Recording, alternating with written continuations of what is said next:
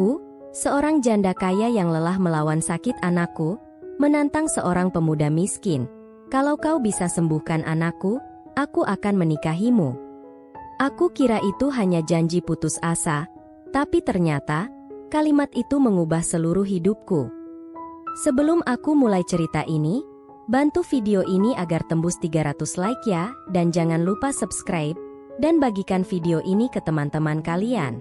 Dan yang sudah like, subscribe, share dan komen di video ini, terima kasih banyak, semoga dimudahkan rezekinya dan sehat selalu. Namaku Mira, seorang janda 38 tahun yang tinggal di Desa Tanjung Asri, pinggiran kota kecil di Jawa Tengah. Sudah 5 tahun anakku, Reno, terbaring sakit. Dokter sudah kucoba semua, pengobatan alternatif pun tak ada hasil. Sudah 5 tahun sejak rumah ini kehilangan tawa. 5 tahun sejak suara kecil Reno berubah jadi batuk panjang yang tak kunjung berhenti. Setiap pagi, aku membuka jendela lebar-lebar, berharap udara segar bisa membawa sedikit keajaiban. Tapi yang datang hanya embun dingin dan aroma obat yang menempel di udara. Aku masih ingat betul hari terakhir suamiku hidup. Kami bertengkar hebat malam itu. Tentang pekerjaannya, tentang uang, tentang aku yang katanya terlalu keras menjaga jarak. Pagi harinya, ia pergi dengan marah, dan tak pernah kembali. Kecelakaan itu merenggut segalanya. Sejak saat itu, Reno mulai sakit. Dokter bilang penyakit paru-paru kronis. Tapi aku tahu, ada sesuatu yang lebih dalam dari sekadar sakit fisik. Setiap kali ia menatapku dengan mata sendu, aku melihat rasa takut, seolah luka batin kami ikut menular padanya. Rumah besar peninggalan suamiku kini lebih terasa seperti penjara. Lorong-lorongnya sepi, dindingnya dingin, dan setiap langkahku bergema seperti mengingatkan bahwa aku sendiri. Sudah entah berapa dokter yang keluar masuk rumah ini. Dari kota, dari luar negeri, bahkan ada yang kubayar hanya karena katanya bisa menyembuhkan dengan doa. Tapi hasilnya sama. Reno tetap di tempat tidur, dengan tubuh kurus dan kulit pucat yang membuatku takut menyentuhnya terlalu keras. Kadang aku duduk di tepi ranjangnya, menggenggam tangannya yang dingin, dan berbisik, "Nak, bertahan ya. Mama nggak punya siapa-siapa lagi kecuali kamu." Dan setiap kali ia tersenyum lemah, hatiku hancur lebih dalam. Orang-orang bilang aku wanita kuat. Tapi mereka tidak tahu berapa kali aku menangis diam-diam di kamar mandi, memeluk handuk basah sambil berdoa. Aku bukan kuat, aku hanya tidak punya pilihan lain. Malam itu, saat listrik padam karena hujan, aku duduk di dekat jendela sambil menatap jalan desa yang gelap. Hujan turun deras, mengguyur pepohonan dan genteng rumah. Suara petir membuat Reno gelisah. Aku menenangkannya, membelai rambutnya yang mulai menipis. "Tenang, sayang. Mama di sini," bisikku. Tapi air mataku jatuh juga. Dalam keheningan itu, aku sadar, aku sudah tidak tahu harus berharap pada siapa. Semua cara sudah kulakukan, semua doa sudah kupanjatkan. Tapi tak ada tanda-tanda pertolongan. Hanya kesunyian yang semakin tebal. Besoknya, aku mendengar kabar dari pembantuku tentang seorang pemuda desa yang katanya sering membantu orang sakit tanpa minta bayaran. Aku hanya mendengus pelan. Pemuda desa bisa apa? Gumamku sinis. Tapi jauh di dalam hati, ada sesuatu yang berbisik, mungkin Tuhan masih punya cara yang belum kupahami. Dan malam itu, untuk pertama kalinya setelah sekian lama, aku berdoa bukan untuk kesembuhan Reno, tapi agar aku diberi kekuatan untuk menerima apapun yang akan terjadi. Aku tidak tahu, doa itu justru menjadi awal dari perubahan besar dalam hidupku. Pagi itu, udara desa Tanjung Asri terasa lebih lembab dari biasanya. Embun belum kering di rumput halaman saat Sarti, pembantuku, mengetuk pintu kamar. "Bu, pemuda yang saya bilang kemarin itu, sudah datang di depan." Aku menatapnya datar. "Pemuda yang mana?" "Itu, Bu, yang suka bantu orang sakit. Namanya Jaka." Aku menarik napas panjang. Entahlah, Mungkin karena keputusasaan, aku akhirnya mengangguk. Suruh tunggu di ruang tamu. Suara langkahku menggema di lantai marmer yang dingin saat aku berjalan ke bawah. Dalam hati aku masih bergulat, antara ingin percaya dan merasa bodoh karena memanggil orang yang bahkan bukan dokter. Begitu kulihat sosoknya, aku tertegun sesaat. Ia berdiri rapi meski bajunya sederhana. Kulitnya kecoklatan, wajahnya tenang. Tatapannya tidak sombong, tapi juga tidak menunduk seperti orang minder. Ada ketenangan yang aneh terpancar dari dirinya. "Selamat pagi, Bu," katanya sopan, menunduk sedikit. "Pagi. Kamu, Jaka?" "Ya." "Iya, Bu. Saya dengar anak Ibu sedang sakit. Saya tidak bisa menjanjikan apa-apa, tapi kalau Ibu izinkan, saya ingin coba bantu." Aku tersenyum tipis, sinis. "Kamu dokter?" "Bukan." "Tabib?" "Juga bukan."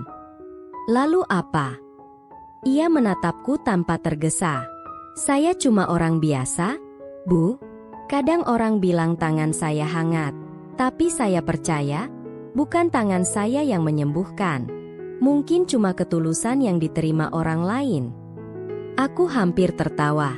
Ucapannya terdengar seperti omong kosong bagi seseorang yang hidup di dunia logika seperti aku. Tapi di sisi lain, ada sesuatu dalam suaranya yang membuatku tidak tega menolak. "Baiklah," kataku dingin. "Tapi aku peringatkan, jangan main-main dengan anakku. Aku sudah terlalu sering berharap sia-sia." Ia mengangguk pelan. "Saya paham, Bu." Kami masuk ke kamar Reno. Bau obat menyeruak begitu pintu dibuka. Anak itu sedang tidur, wajahnya pucat dan matanya cekung. Jaka duduk di kursi kecil di samping ranjang, lalu perlahan menyentuh tangan Reno. Aku memerhatikannya diam-diam.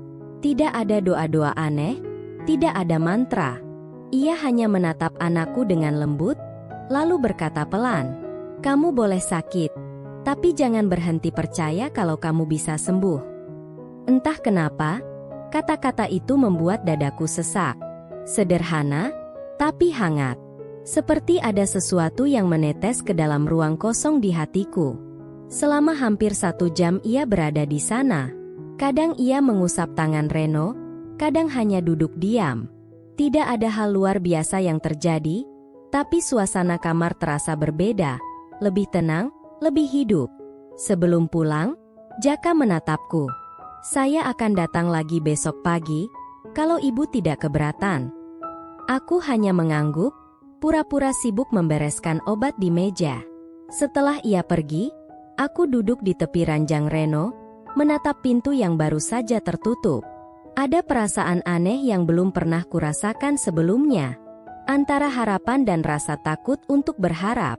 Siapa sebenarnya pemuda itu? Gumamku lirih. Malamnya aku duduk di teras, memandangi halaman yang mulai gelap. Di kejauhan, suara jangkrik bersahutan dengan desir angin. Entah kenapa, bayangan wajah Jaka masih terlintas di pikiranku. Bukan karena penampilannya, tapi karena caranya memandang anakku, seolah Reno bukan sekadar pasien, tapi seseorang yang pantas diperjuangkan. Dan untuk pertama kalinya setelah bertahun-tahun, aku menunggu esok hari datang lebih cepat. Mungkin, hanya mungkin, pemuda dari ujung desa itu benar-benar membawa sesuatu yang belum pernah kuberi kesempatan sebelumnya. Harapan. Keesokan paginya, suara ayam jantan baru saja terdengar ketika Sarti datang tergesa ke dapur. "Bu, pemuda itu datang lagi." Aku menoleh sekilas. "Belum jam 7. "Iya, Bu. Katanya sengaja datang pagi, biar bisa lihat keadaan Mas Reno waktu baru bangun." Aku menghela napas. Antara kagum karena kesungguhannya dan jengah karena terlalu cepat. Tapi entah kenapa, langkahku terasa ringan saat menuju ruang tamu. Jaka sudah menunggu di sana, duduk sopan dengan membawa termos air hangat dan tas kain lusuh di pangkuannya. "Pagi, Bu," sapanya dengan senyum hangat. Aku membalas singkat. "Pagi. Kamu nggak punya kerjaan lain?" Ia hanya tertawa kecil. Ada, Bu. Tapi kalau bisa bantu orang lebih dulu, rasanya itu juga pekerjaan. Aku tidak menjawab. Dalam hati aku berpikir, anak muda aneh macam apa yang bicara seperti itu. Di zaman sekarang, di kamar, Reno tampak lebih tenang hari ini. Jaka duduk di sampingnya, mulai memijat lembut bahu dan tangan anakku. Sambil sesekali berbicara pelan. "Reno suka apa?" tanya Jaka. Reno mengangkat bahu. "Dulu suka main bola, tapi mama nggak bolehin lagi." Aku yang mendengar langsung terdiam. Ada rasa bersalah menelusup, tapi aku memilih diam. Jaka menatapku sekilas, lalu tersenyum. "Kalau nanti sudah kuat, main bola lagi, ya? Tapi pelan-pelan dulu."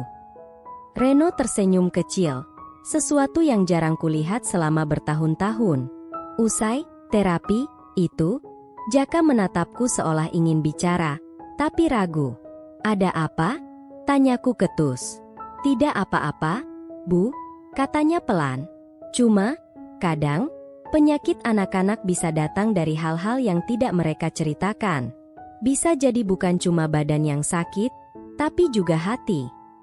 Kalimat itu seperti pisau yang pelan-pelan menusuk dadaku. Aku ingin menyangkal, tapi suaraku tercekat. Ia menatapku lembut, tanpa menghakimi. Dan disitulah, untuk pertama kalinya, aku merasa telanjang tanpa perlu melepas apapun. Hari-hari berikutnya, Jaka datang semakin sering. Kadang pagi, kadang sore. Ia tidak pernah minta bayaran, bahkan menolak uang yang kutawarkan. Kalau saya dibayar, niatnya bisa berubah. "Bu," katanya, "saya ingin Reno sembuh karena ikhlas, bukan karena kewajiban." Sikapnya membuatku bingung, juga kagum. Ia sederhana, tapi punya cara bicara yang membuat orang merasa aman. Suatu sore, kami duduk di teras setelah sesi pengobatan. Hujan baru saja reda. Angin membawa aroma tanah basah dan bunga Kamboja dari halaman. Tanpa sadar aku berkata, "Kamu tahu nggak? Semua dokter gagal menyembuhkan anakku. Kalau kamu bisa, aku akan menikahimu." Aku menyesal begitu kata-kata itu keluar. Itu bukan janji, cuma luapan emosi dari rasa putus asa yang menumpuk terlalu lama. Tapi Jaka tidak tertawa. Ia hanya menatapku dengan tenang. "Jangan bercanda seperti itu, Bu," katanya pelan. "Ucapan orang tua adalah doa." Aku merasa wajahku panas. "Aku cuma ingin lihat kamu benar-benar yakin sama yang kamu lakukan. Aku bukan perempuan yang mudah percaya." Ia menunduk hormat. "Kalau begitu, biar saya buktikan dengan perbuatan, bukan kata-kata." Sejak hari itu, caraku memandang Jaka berubah. Ada sesuatu dalam dirinya yang tidak bisa kujelaskan. Ia bukan laki-laki yang tampan, tapi setiap gerak-geriknya tenang dan tulus. Ia tidak pernah menunjukkan belas kasihan, tapi selalu memberi harapan. Malamnya, saat aku menatap Reno yang mulai tertidur lebih pulas dari biasanya, hatiku bergemuruh. Entah kenapa, kalimat yang kuucapkan siang tadi terngiang-ngiang di kepala. "Kalau kamu bisa sembuhkan anakku, aku akan menikahimu." Apakah aku benar-benar mengucapkannya sebagai lelucon? Atau sebenarnya, jauh di dalam hati, aku sudah mulai membuka sedikit ruang bagi seseorang yang selama ini tak pernah kuizinkan masuk. Seseorang yang datang bukan untuk menggantikan, tapi untuk menyembuhkan. Dan malam itu, untuk pertama kalinya dalam bertahun-tahun, aku menatap langit tanpa menangis. Ada sesuatu yang tumbuh pelan-pelan di dada ini. Bukan keyakinan penuh, tapi secuil harapan yang belum berani kuakui. Sejak hari itu, kehadiran Jaka seperti bagian dari rutinitas rumahku. Ia datang hampir setiap pagi dengan langkah tenang, membawa termos kecil berisi air jahe buatan ibunya, katanya. Awalnya aku risih, merasa rumahku terlalu terbuka untuk orang luar, tapi entah kenapa, setiap kali ia datang, udara di rumah ini terasa lebih ringan. Reno mulai terlihat berbeda. Wajahnya tak sepucat dulu, matanya mulai punya cahaya. Ia bahkan tertawa saat Jaka bercanda. Aku ingin main bola lagi, Kak, katanya suatu siang. Nanti, kalau sudah kuat. Sekarang latihan napas dulu, jawab Jaka sambil mengusap pundaknya. Aku hanya menatap dari pintu kamar. Entah kenapa, melihat mereka berdua seperti itu membuat hatiku hangat sekaligus perih. Hangat, karena aku melihat senyum anakku kembali. Perih, karena aku tahu, aku butuh orang lain untuk membangkitkan kebahagiaan itu. Suatu hari Jaka datang lebih awal. Ia melihatku sedang menyapu teras. Boleh bantu, Bu? Tanyanya. Aku tertawa sinis. Kamu pikir aku nggak bisa nyapu? Ia ikut tertawa. Bukan begitu. Kadang kalau dua orang nyapu bareng, debunya nggak berani balik lagi. Aku memutar mata, tapi tidak menolak. Untuk alasan yang aneh, aku membiarkannya ikut berdiri di sampingku, menyapu daun-daun kering yang jatuh dari pohon mangga tua. Saat itulah aku memperhatikan tangannya. Kasar, tapi hangat. Tangan yang seolah diciptakan untuk bekerja keras, bukan untuk memegang kemewahan. Apa kamu nggak capek bantu orang terus? Tanyaku. Capek, Bu. Tapi rasanya beda. Kadang, menolong orang juga menyembuhkan diri sendiri. Aku menatapnya diam-diam. Kalimat itu terdengar sederhana, tapi aku tahu ia bicara dari pengalaman, bukan sekadar kata manis. Beberapa minggu berlalu. Reno semakin membaik. Ia sudah bisa duduk di kursi roda dan makan tanpa disuapi. Malam-malamnya tak lagi diwarnai batuk panjang. Aku masih tak berani berharap penuh, tapi di dalam hati, aku tahu perubahan itu nyata. Suatu sore, listrik mati karena hujan deras. Jaka kebetulan masih di rumah.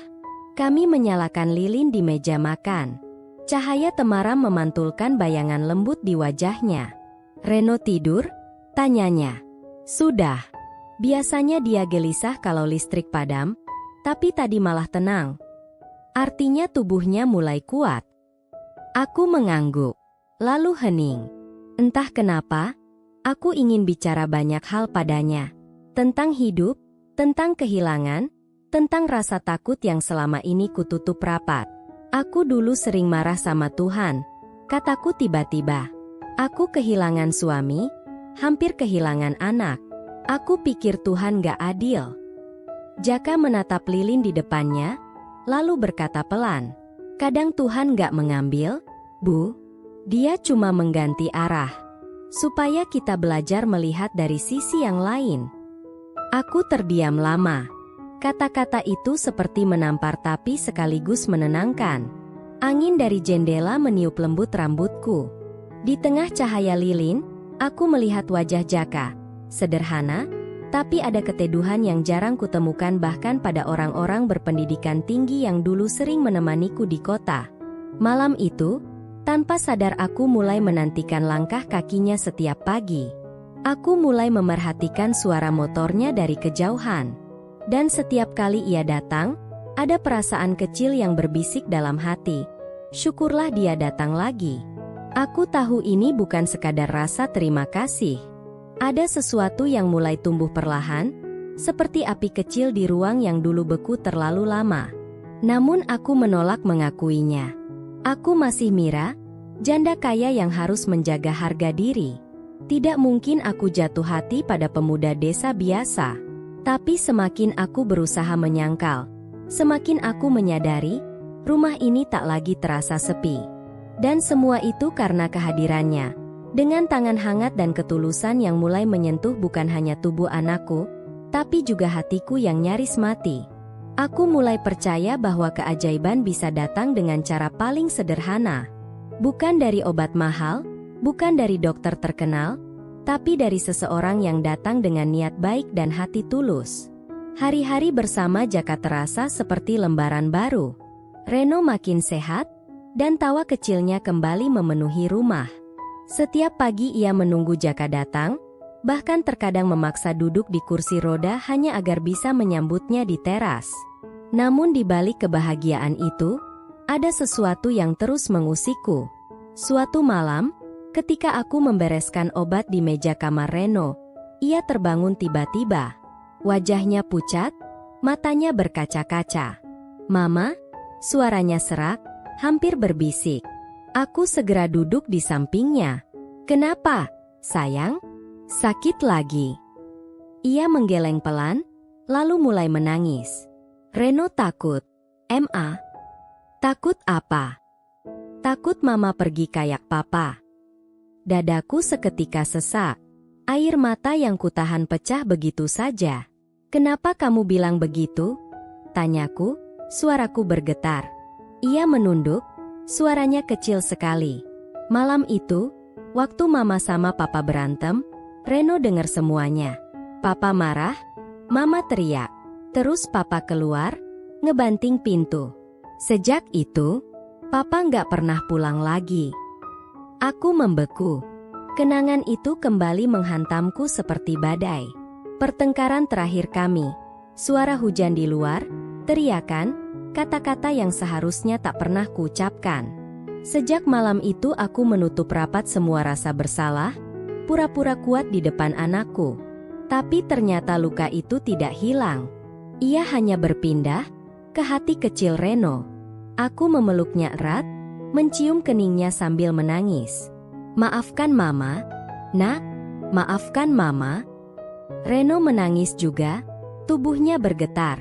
Untuk pertama kalinya setelah sekian lama, kami berdua menangis bersama, bukan karena sakit, tapi karena beban yang akhirnya pecah juga. Keesokan paginya, Jaka datang. Melihat wajahku sembab, ia tidak bertanya apa-apa. Hanya duduk di teras, menatap sawah di kejauhan. "Ada hal yang tidak semua orang bisa sembuhkan, Bu," katanya pelan. "Kadang, tubuh sembuh setelah hatinya dimaafkan dulu." Aku menatapnya lama. "Kamu tahu sesuatu?" Ia tersenyum tipis. "Reno cerita sedikit, tapi saya tahu kapan harus diam." Kalimatnya sederhana, tapi entah kenapa aku merasa ia benar-benar memahami apa yang sedang kurasakan. Beberapa hari kemudian, aku melihat Reno mulai berani bicara tentang ayahnya. Ia sudah tidak menangis lagi, bahkan mulai bisa tertawa ketika bercerita tentang hal-hal kecil yang dulu mereka lakukan bersama. Seakan-akan beban yang menindih dadanya perlahan terangkat. Suatu sore, aku menemani Jaka di halaman belakang. Ia sedang memperbaiki kursi kayu yang rusak. "Kenapa kamu mau repot datang terus? Padahal kamu nggak dapat apa-apa dari semua ini?" tanyaku. Ia berhenti sejenak, lalu menjawab, "Kadang Tuhan mengirim kita ke hidup seseorang bukan untuk memberi keajaiban, tapi untuk jadi bagian dari proses penyembuhannya." Aku diam. Kalimat itu bergema lama di kepalaku. Aku tahu, kehadiran Jaka bukan sekadar pertolongan. Ia datang membawa sesuatu yang sudah lama hilang dari hidupku, ketenangan. Malamnya, sebelum tidur, aku menatap Reno yang kini tertidur pulas. Di wajahnya tak lagi ada ketakutan. Di matanya, saat ia tadi berpamitan untuk tidur, ada cahaya kecil yang belum pernah kulihat selama bertahun-tahun. Aku menyentuh pipinya pelan dan tersenyum. Dalam hati aku berbisik, "Terima kasih, Tuhan. Mungkin kali ini, Kau memang tidak mengirim dokter. Kau mengirim seseorang yang bisa menyembuhkan dengan cara yang lebih lembut." Dan entah bagaimana, saat menutup mata malam itu, aku tahu, luka kami akhirnya mulai sembuh. Tapi bersamaan dengan itu, lahir luka baru yang tak kalah rumit. Rasa yang tumbuh diam-diam untuk seseorang yang seharusnya hanya datang untuk menolong. Hari-hari berlalu dengan cepat. Reno kini bisa berjalan pelan tanpa harus kugandeng. Kadang ia berlari kecil di halaman belakang, mengejar ayam peliharaan yang dulu selalu ia takutkan. Setiap kali kulihat langkahnya yang kini jauh lebih stabil, hatiku terasa ringan, seolah semua beban 5 tahun terakhir mulai terangkat sedikit demi sedikit. Jaka tetap datang hampir setiap hari. Kadang membawa buah dari kebun, kadang hanya sekadar datang untuk memastikan Reno tidak kambuh. Ia lebih banyak membantu tanpa banyak bicara. Mungkin itu sebabnya kehadirannya tak terasa mengganggu, justru seperti bagian dari rumah ini. Suatu pagi, ketika aku membuat teh di dapur, Sarti berbisik, "Bu, Mas Jaka itu baik sekali, ya." Reno jadi ceria kalau dia datang. Aku hanya mengangguk, mencoba menahan senyum. Tapi hatiku tahu, kalimat Sarti benar. Bahkan bukan cuma Reno yang menunggu Jaka, aku pun mulai begitu. Kadang aku pura-pura sibuk ketika ia datang, padahal diam-diam memperhatikan dari balik tirai. Ada sesuatu tentang cara dia berbicara, caranya menatap orang, yang membuatku merasa aman. Sesuatu yang sudah lama hilang sejak suamiku tiada. Suatu sore, kami duduk di teras menatap langit jingga. Angin membawa aroma tanah yang baru saja disiram hujan. Reno sedang tidur siang, dan suasana begitu tenang.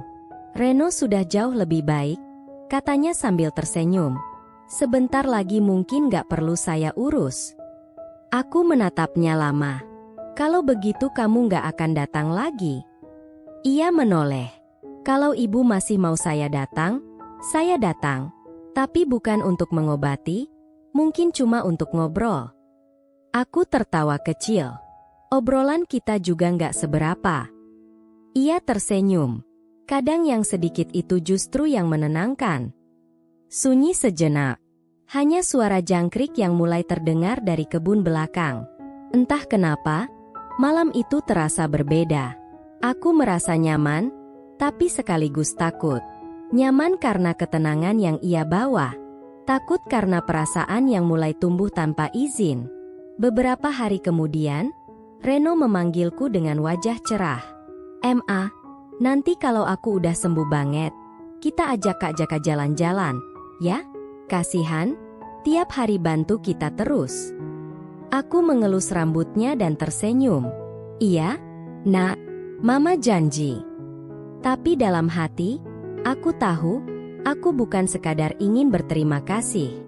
Aku ingin tahu lebih banyak tentangnya, tentang hidupnya, keluarganya, apa yang membuatnya begitu tulus. Malam itu aku tak bisa tidur. Aku memandangi jendela, memikirkan betapa banyak hal yang sudah berubah sejak pemuda itu datang. Rumah ini tak lagi hening. Bahkan suara jam dinding terasa seperti musik. Namun ada satu hal yang membuatku resah. Ucapan sembrono yang dulu kulontarkan. "Kalau kamu bisa sembuhkan anakku, aku rela kamu nikahi." Kalimat itu awalnya hanya bentuk keputusasaan, tapi kini rasanya seperti janji yang menggantung di udara.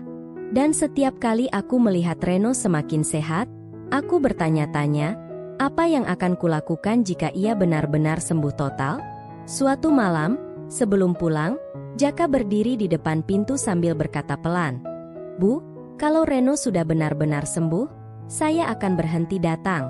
Biarlah nanti ibu bisa jalan sendiri lagi."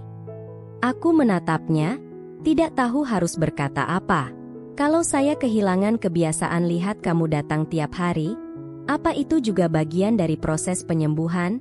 Tanyaku tanpa sadar. Ia tersenyum, lembut sekali.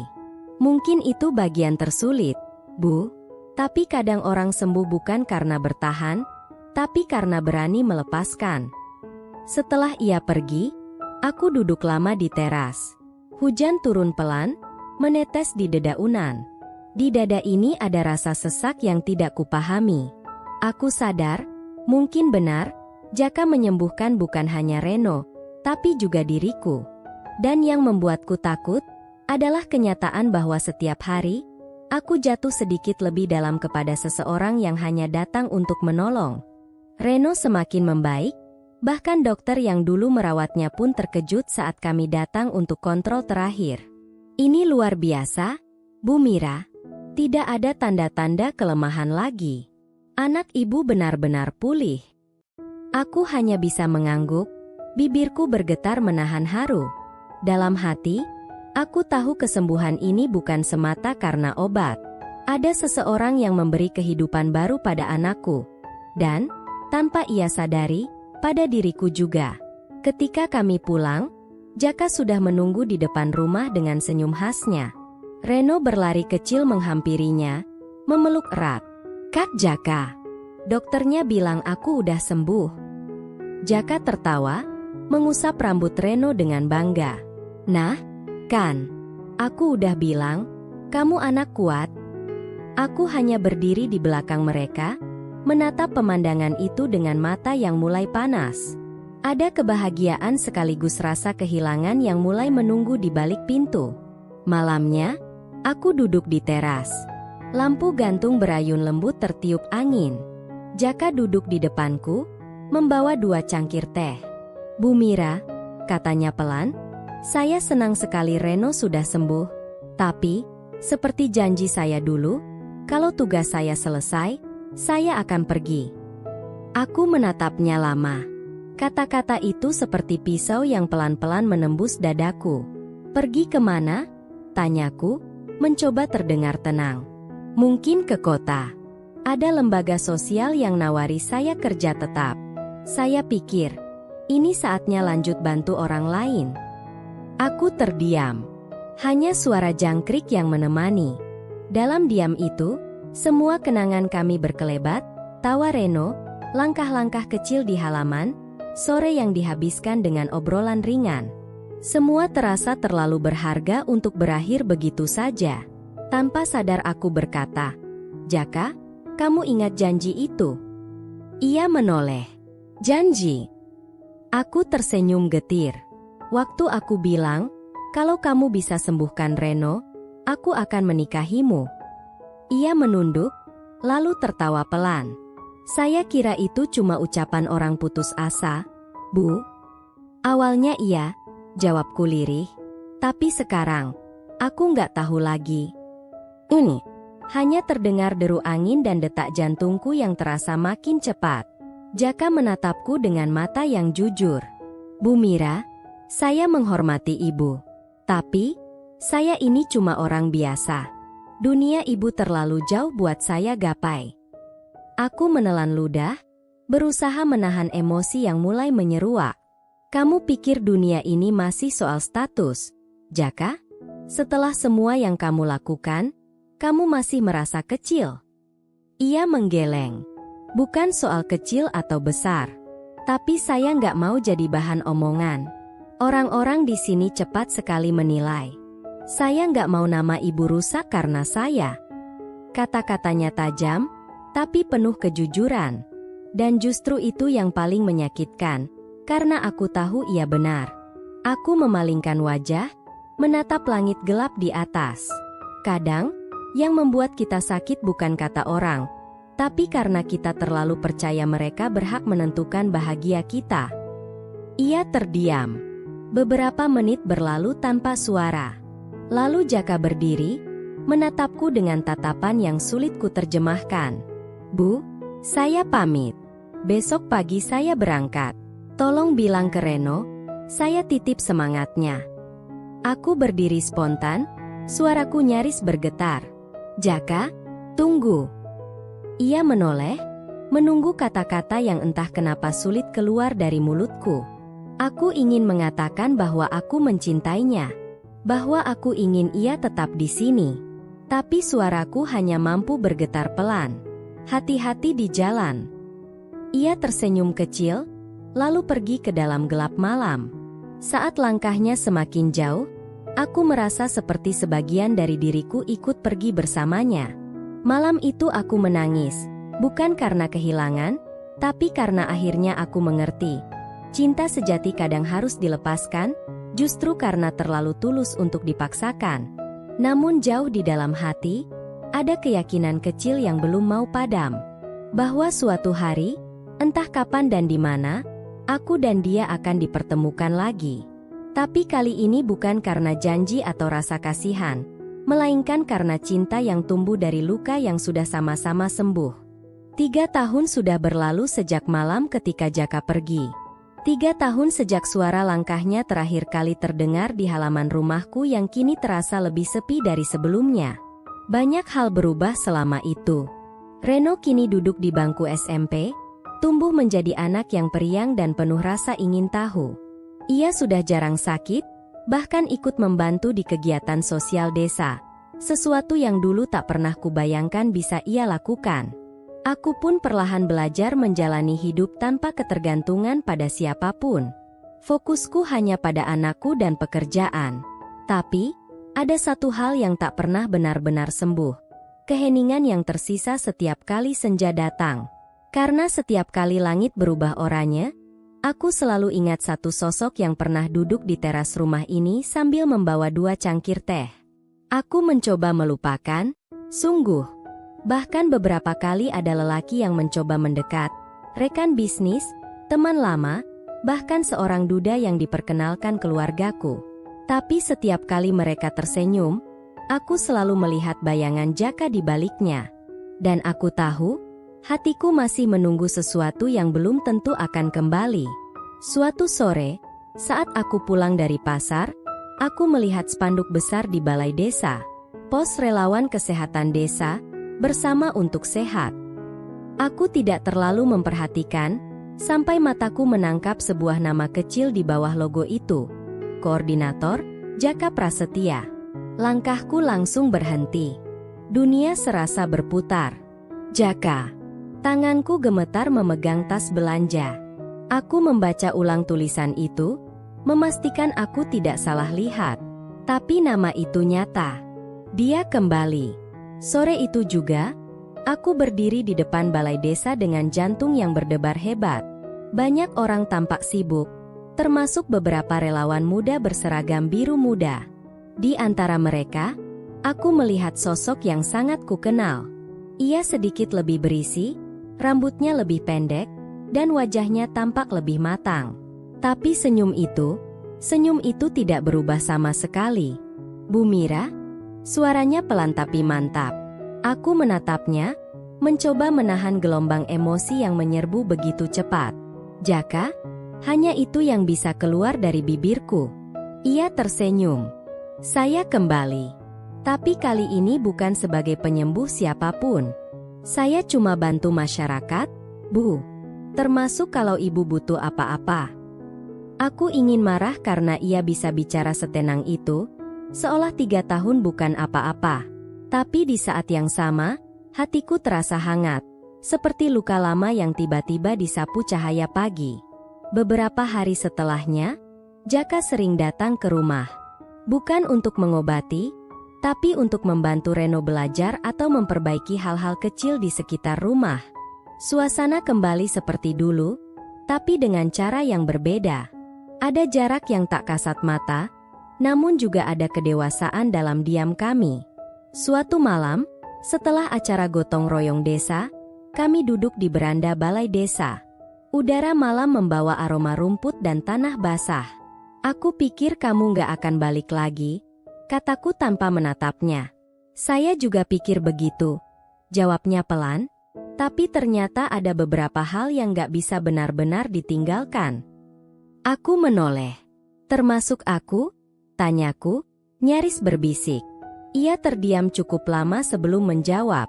Ibu, 3 tahun ini saya belajar banyak. Tentang hidup, tentang kehilangan, dan tentang perasaan yang gak hilang meski waktu udah lama lewat. Aku menunduk. Air mataku jatuh tanpa bisa kutahan. Ia melanjutkan, suaranya rendah tapi pasti. Kalau dulu saya pergi karena takut merusak nama ibu, sekarang saya datang karena ingin membangun nama itu bersama. Aku mendongak. Tatapan kami bertemu. Hangat, tapi juga penuh pengertian. Tidak ada lagi ketakutan, tidak ada lagi rasa bersalah. Hanya 2 hati yang sama-sama lelah melawan takdir, tapi kini akhirnya bertemu di tempat yang seharusnya.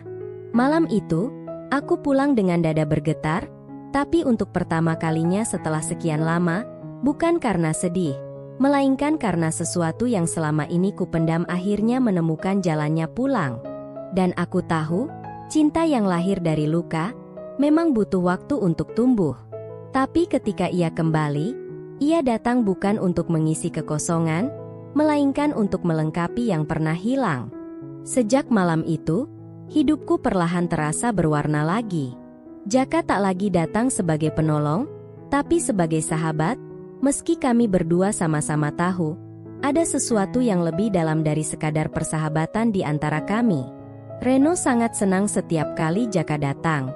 Ia sering bercerita tanpa henti tentang sekolah, teman-temannya, atau kegiatan di desa. Aku hanya tersenyum melihat keduanya, dua sosok yang pernah membuat rumah ini hidup kembali. Namun, kebahagiaan di desa kecil ini rupanya tak luput dari omongan orang. Suatu pagi, Sarti datang dengan wajah cemas. "Bu, saya cuma mau ngasih tahu. Tadi di warung, orang-orang ngomongin ibu lagi. Katanya ibu mau menikah sama Jaka." Aku terdiam, cangkir teh di tanganku nyaris tumpah. "Mereka bilang apa lagi?" tanyaku akhirnya. "Macem-macem, Bu. Ada yang bilang Jaka cuma mau harta ibu. Ada juga yang bilang, janda kaya kok mau sama pemuda desa." Aku menarik napas panjang, mencoba menahan gemuruh di dada. Aku tahu cepat atau lambat ini akan terjadi. Tapi tetap saja, mendengarnya langsung terasa seperti tamparan. Sore itu, Jaka datang seperti biasa. Tapi kali ini aku tak menyambutnya dengan senyum. "Jaka," kataku, "kita harus bicara." Ia menatapku tenang. "Tentang apa, Bu?" "Desa mulai ngomongin kita." Ia menarik kursinya pelan, duduk di depanku. "Saya tahu." "Kamu tahu?" "Iya. Beberapa orang sempat sindir di pos relawan. Tapi saya nggak peduli." Aku menatapnya tajam. "Kamu mungkin nggak peduli, tapi aku yang jadi bahan omongan, Jaka. Aku yang mereka nilai, aku yang mereka pandang rendah." Ia diam sejenak, lalu berkata, "Kalau semua yang mereka bilang membuat ibu ragu, saya bisa berhenti datang." Ucapan itu menusuk. "Jadi kamu menyerah?" "Bukan menyerah," katanya pelan, "tapi saya nggak mau ibu terluka lagi karena saya." Aku menatap wajahnya, wajah yang selalu sabar, selalu menahan diri. Dan disitulah aku sadar, cinta kami memang diuji, bukan oleh perasaan, tapi oleh pandangan orang. Beberapa hari kemudian, aku mencoba menjaga jarak. Jaka jarang datang, dan aku membiarkannya begitu. Tapi setiap kali ia lewat di depan rumah, Reno selalu memanggil dengan riang. Dan setiap kali itu pula, aku berpura-pura sibuk, padahal mataku diam-diam mengikuti langkahnya dari balik jendela. Namun semesta tampaknya punya cara sendiri untuk menguji keteguhan hati. Suatu sore, Reno jatuh pingsan di lapangan sekolah. Aku berlari panik ke sana, dan yang pertama kulihat adalah Jaka, sedang menggendong Reno dengan wajah penuh cemas. "Bu, tenang. Dia cuma kelelahan," katanya sambil membaringkan anakku di mobil. Aku menangis. Entah karena takut, atau karena sadar, di saat-saat genting seperti ini, hanya Jaka yang selalu muncul tanpa dipanggil. Beberapa jam kemudian, Reno sadar. Dokter bilang tidak ada yang serius. Tapi kejadian itu seolah membuka mataku sepenuhnya. Ketika semua orang menilai dan menjauh, hanya satu orang yang tetap datang, tanpa peduli omongan siapapun. Malam itu, aku berdiri di depan rumah, menatap bintang yang bertaburan. Jaka berdiri di sampingku. "Kenapa kamu masih di sini?" tanyaku. Ia tersenyum. "Karena saya nggak mau ibu menghadapi apapun sendirian lagi." Aku menatapnya lama. Kalau aku bilang aku takut, berarti biarkan saya jadi alasan ibu berani. Kata-kata itu sederhana, tapi membuat dadaku terasa penuh. Aku tahu, setelah semua yang kami lewati, cinta ini bukan lagi tentang janji atau balas budi. Ini tentang keberanian untuk memilih satu sama lain, meski dunia menentang. Dan malam itu, di bawah langit yang hening, aku menggenggam tangannya untuk pertama kalinya. Tanpa banyak kata, tanpa perlu penjelasan apapun. Hanya dua hati yang akhirnya berhenti melawan. Karena kadang, cinta yang benar bukan yang paling besar, tapi yang paling bertahan di tengah badai. Setelah malam itu, semuanya berubah, bukan secara tiba-tiba, tapi perlahan, seperti matahari pagi yang menghapus embun tanpa suara. Aku dan Jaka tak pernah secara resmi menyatakan hubungan kami. Tapi setiap tatapan, setiap sapaan, setiap sore yang kami habiskan di teras sudah menjelaskan semuanya. Desa masih bicara, tentu saja. Omongan tak pernah berhenti, tapi kini aku tak peduli. Aku sudah terlalu lama hidup untuk menyenangkan orang lain. Yang ku tahu, setiap kali Jaka datang dengan senyum hangat dan tangan yang masih sama lembutnya, rumah ini terasa hidup lagi. Reno juga semakin dekat dengannya. Ia sering membantu di pos relawan, belajar banyak tentang menolong orang. Kadang aku memperhatikan dari jauh, dua laki-laki itu berjalan berdampingan, tertawa bersama, dan aku merasa utuh. Mungkin inilah kebahagiaan yang dulu kupikir sudah hilang selamanya. Suatu sore yang cerah, Jaka datang dengan pakaian rapi. Tidak seperti biasanya yang hanya mengenakan kemeja lusuh dan sandal jepit. Ia membawa setangkai bunga melati dalam genggamannya. Untuk ibu, katanya sambil tersenyum malu. Aku menatapnya bingung. Ada apa ini? Tidak apa-apa, ujarnya. Hanya ingin menepati sesuatu. Aku belum sempat bertanya lebih lanjut ketika ia berlutut. Bukan dengan gaya berlebihan, tapi dengan tatapan penuh ketulusan yang membuat waktu seolah berhenti. Dulu ibu pernah bercanda. Katanya lembut. Katanya, kalau saya bisa sembuhkan Reno, ibu akan menikah dengan saya. Aku tertawa kecil, tapi air mataku mulai mengalir tanpa bisa kutahan. Jaka. Tapi saya nggak datang malam ini untuk menagih janji itu. Lanjutnya. Saya datang karena saya ingin menepatinya. Karena saya tahu, saya nggak lagi menyembuhkan siapapun. Sekarang, saya hanya ingin berjalan bersama ibu, bukan sebagai penolong, tapi sebagai seseorang yang mencintai dan ingin dijaga. Suaranya bergetar. Dan di balik kesederhanaan kata-katanya, aku bisa merasakan ketulusan yang sama seperti dulu saat pertama kali ia menggenggam tangan Reno di ruang tengah. Aku tak bisa berkata apa-apa. Aku hanya mengangguk, lalu menutup jarak di antara kami. Untuk pertama kalinya, setelah bertahun-tahun hidup dalam kehilangan, aku merasa Tuhan akhirnya menepati janjinya, dengan cara yang paling indah dan tak terduga. Beberapa minggu kemudian, kami mengadakan pernikahan kecil di halaman rumah. Tidak megah, tidak ramai. Hanya keluarga dekat, beberapa tetangga, dan anak-anak desa yang datang membawa bunga liar. Reno berdiri di sampingku, mengenakan kemeja putih, tersenyum lebar.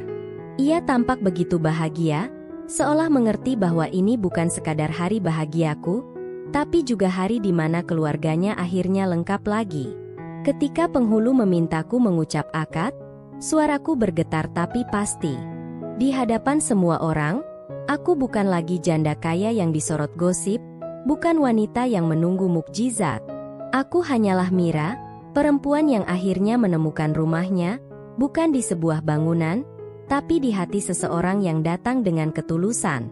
Setelah semua tamu pulang dan malam mulai turun, aku duduk di teras bersama Jaka. Suara jangkrik mengisi keheningan, persis seperti dulu, saat segalanya dimulai. Aku pernah takut sama cinta, kataku pelan. Karena cinta yang dulu datang selalu meninggalkan luka. Jaka menatapku, jemarinya menggenggam tanganku erat. Luka nggak selalu berarti akhir, Bu. Kadang itu cuma cara Tuhan ngebuka ruang baru, buat cinta yang lebih benar. Aku tersenyum, menatap wajahnya dalam cahaya lampu temaram. Sekarang jangan panggil aku, Bu, lagi, bisikku. Ia tertawa kecil. Baiklah, Mira.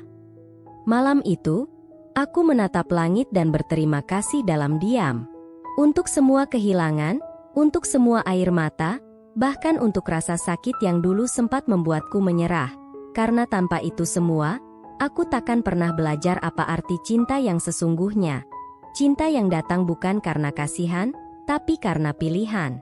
Dan di bawah langit yang penuh bintang, aku akhirnya tahu, cinta sejati tidak datang untuk menyembuhkan luka, tapi untuk tumbuh bersama luka, hingga akhirnya keduanya tak lagi terasa.